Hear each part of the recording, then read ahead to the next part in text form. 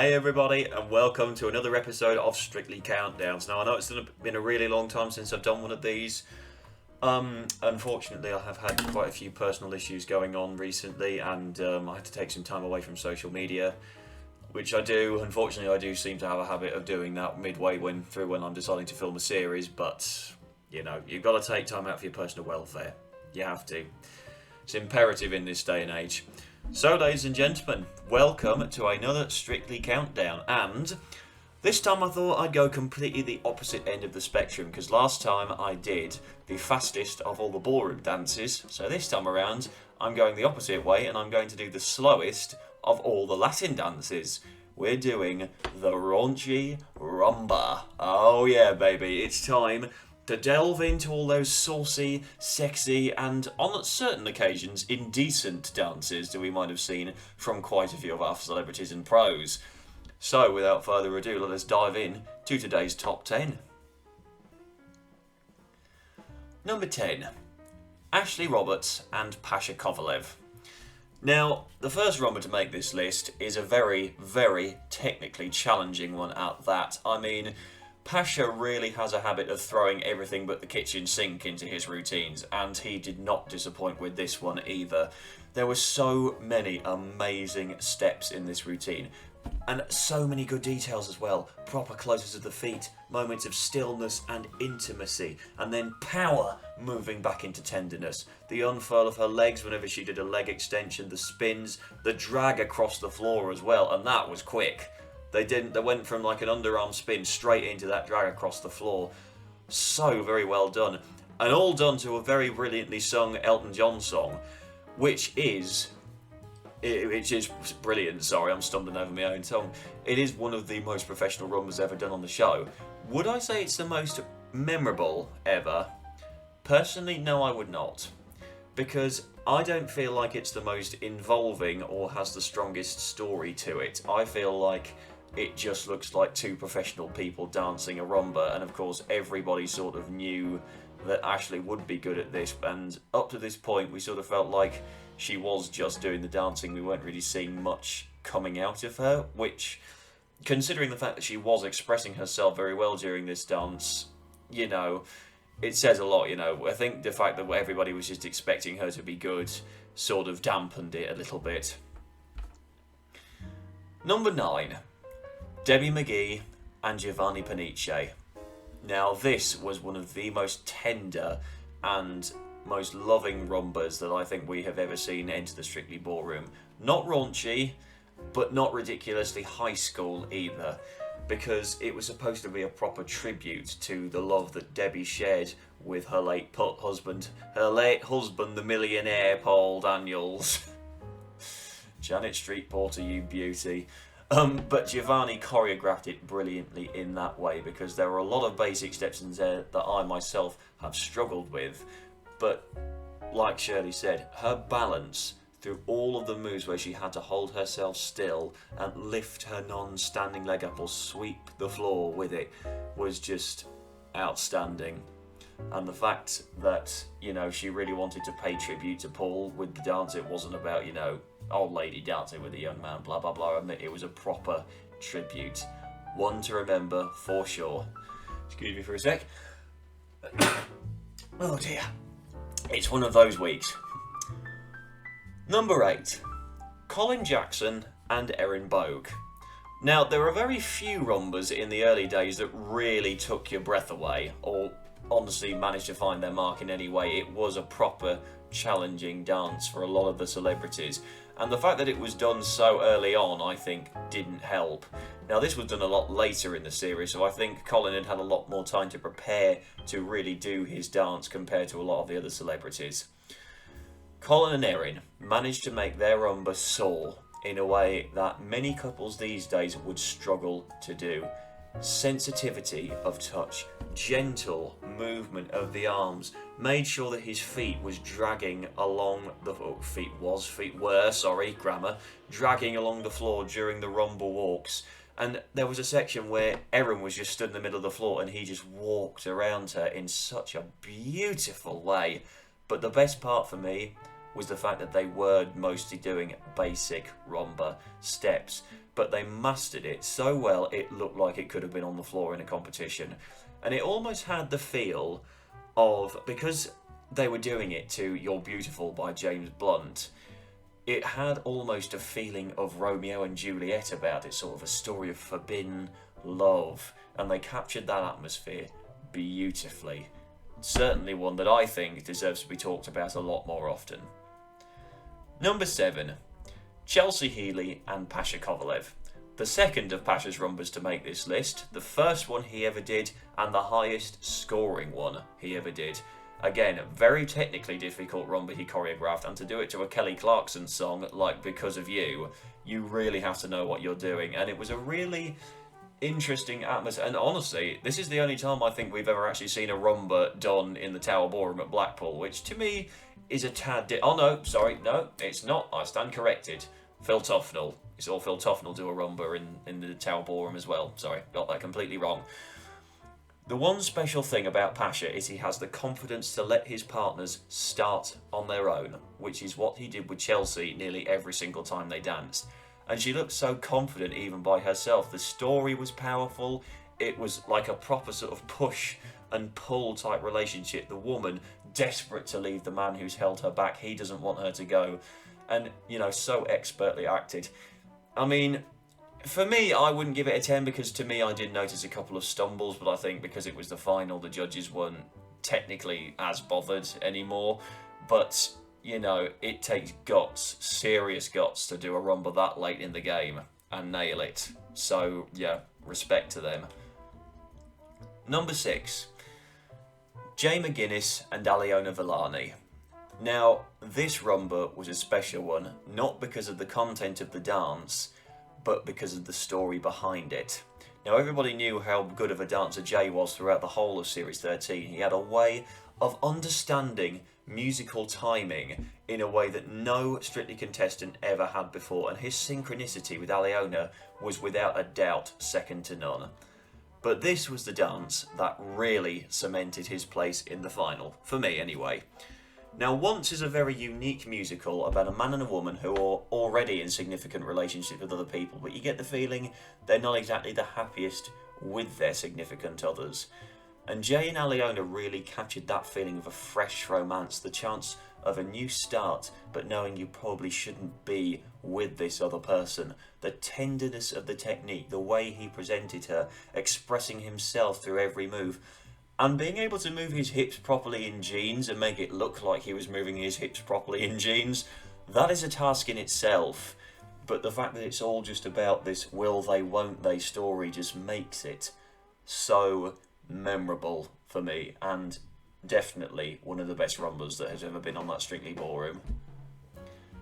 Number 5. Molly and Carlos. Now, I look at this, it's not the most technique heavy rumba, I'm not going to lie, because there are quite a few moments in there where Molly is just sort of standing and moving her body and you see Carlos dancing around her, which I get. She's a young lady, she's nervous, she's not the world's greatest dancer, she's a complete beginner when it comes to Latin, and the rumba is all about the woman, so it's hard to present yourself to people, so the steps aren't what make this dance that memorable. What does make it memorable, however, is the feeling it gave. There were a lot of steps in the routine that fed the emotion. Molly starting on her own, doing those rumba walks, getting up from her knees at the beginning, Carlos coming up to her, the dance begins, having a proper intimate moment. It was like they had just pulled the scene straight from The Bodyguard. And the fact that, considering Molly had been scared to portray a character like that and fully express and expose her soul like that at such a young age, for me is what made this rumba truly legendary. And as Shirley said, to see that proper triangular shape of the legs during the rumba walks like that is commendable. Like, Carlos will have been drilling that into her relentlessly. And all the moments where she sort of had to pose and hold herself still while he's holding her, like, that takes trust. That takes serious, serious trust. Number 4. Kelvin and Oti. Now, if we're going to talk about truly legendary rumbas, of course Kelvin Fletcher is going to be in the top 5.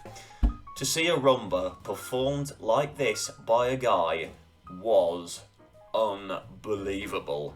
Kelvin Fletcher, as Shirley said, was somebody that knew how to use his feminine side to his advantage, feeling his body movement as he danced, and in doing so understanding that of his partner, knowing when to breathe through the steps, the right amount of resistance moving through each basic move. His hips on the cucarachas, the way he properly transferred his weight from foot to foot, as Shelley would say. And most important of all, the passion and the feeling between him and Oti was palpable. I mean, he finished off nearly every single judge on that panel, and that is something that is very rare to see on Strictly Come Dancing. Number 3, John and Johannes. This is without doubt one of the best rumbas we have ever seen on Strictly. Why? First of all, 2 guys doing a rumba. Second, the fact that this was the first time John had led all the way through a dance. But third and finally, it wasn't a raunchy rumba, it was a sensitive rumba. A rumba that told a story of almost pain and longing. All the steps brilliantly mirrored between the 2 dancers. The story it told was like, no matter what happens, we'll always be together, no matter what they throw at us. The dance flowing effortlessly, the 2 bodies moving together as one. I mean, you know, we all knew that John and Johannes were going to be a special partnership, but to tell a story of a romance like that, especially after what the gay community has been through, is just, you know, it tells a story of almost survival more than anything else. And, you know, I don't ever think we're going to see a rumba like that on Strictly ever again. It was so good. Number 2, Rachel Stevens and Vincent Simone. The rumba that finally broke the score barrier. No rumba had ever scored 10s before on Strictly, and then out come Rachel and Vincent doing a dance that is literally one of the most indecent, improper, filth-ridden dances that Strictly has ever seen, and it was glorious to witness. I mean, Vincent really choreographed it properly with all the basic steps like rumba walks, forward and back basics, open out, but still leaving moments for full-on romantic expression, closeness, poise, truly a vertical expression of a horizontal desire. And the finish, where she was on his leg and he rested his head on her navel, I mean, phew! Everybody, I think, in that studio needed a fan after that. And the fact that Bruce runs off after the music's finished going, "That's enough! That's enough!" It's like, it's almost borderline inappropriate for TV. And yes, Craig absolutely loved this dance down to the ground and up to the sky.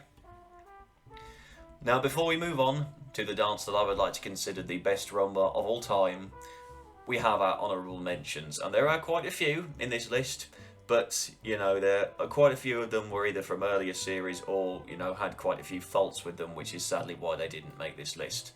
So we have Natasha and Brendan, Kelly and Brendan, Cherie and James, Tom and Camilla, Matt and Aliona, Denise and James, Natalie and Artem, Patrick and Anya, Frankie and Kevin, Ore and Joanne, Claudia and AJ, Danny and Oti, Catherine and Johannes, AJ and Kai, Kim and Graziano, and Fleur and Vito. If anybody wants to go check out those dances, go have a look online, although you might struggle with Natasha and Brendan's rumba, because unfortunately that isn't on YouTube and I don't know how to find it. So if anybody wants to do some like really serious digging, please be my guest. Number 1, Kara Toynton and Artem Chigvintsev. This is a rumba of a standard that, for me, has never been seen since, especially not from some of the newer pros. The atmosphere created by this song, first of all, Samba Party, was truly amazing. From the first moment they walked towards each other, staring into each other's eyes, going straight into the sliding door variation of steps, flawlessly. the audience both in and out of the studio knew they were in for a treat. And the fact that they were both in love in real life as well makes it all the sweeter. Because sometimes that can end up going the other way, you know, the love takes over, the crush takes over, and that makes you more nervous and worried. But they managed to pitch it perfectly. The sheer advanced nature of Artem's choreography during this was unbelievable. So many steps going into each trick, the way their bodies moved together and the mood they created with the expression of each move is something that had never been seen on Strictly before. And despite some of the moods that we've had, I'm not saying the moods that we've seen since are better, they're just different. But this, for me, is a true expression of young love beginning, and we just don't know where it's going to go next. I mean, sadly, we know where it ended because obviously they're not together anymore, but at the time it was lovely. So yes, ladies and gentlemen, that is my top 10 Strictly Come Dancing Rumbas. Do you agree with my list? If anybody does not and would like to share their own opinions on the list, please drop me a DM, leave a comment on this video. Feel free to do whatever you would like to do. But thank you so much, everybody, for watching, and I will see you for my next countdown. I'm not entirely sure what it's going to be. We are very fast approaching the new series, so I'm going to try and get the next one out as quickly as possible, and I might have a final sort of group get-together before the show begins, around the time of the launch show. So thanks a lot, everybody, for tuning in once again, and I'll see you all tomorrow. Next time, whatever. I can't speak.